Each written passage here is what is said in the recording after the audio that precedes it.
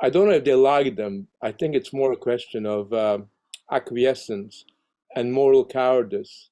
So, for example, I remember being involved in a debate, and some of the people I was debating on the left were saying that there is something, not right about openly criticizing jihadists. They basically said that that's something that only makes matters worse. And very often they would say, Frank, you're being a little bit silly because you have to be polite. And it's far better that we don't get into arguments and criticize them, because if they do, then that will create all kinds of problems.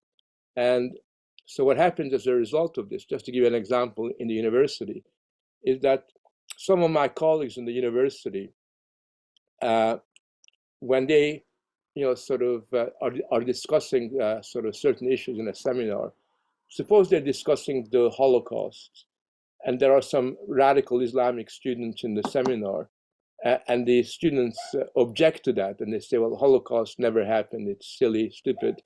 Instead of saying, no, that's not right, that's wrong, they will just shut up and be too embarrassed to pursue that discussion.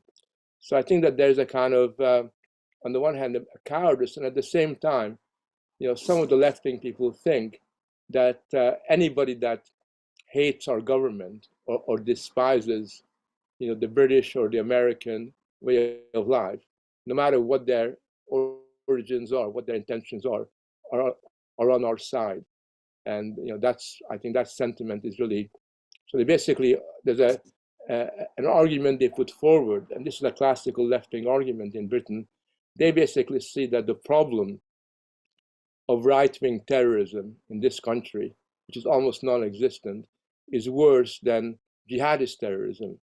Because what they are really trying to say is that the problem is the right, rather than anything else. And there's a kind of high level of dishonesty that has become institutionalized when it comes to questioning or criticizing certain kinds of political movements.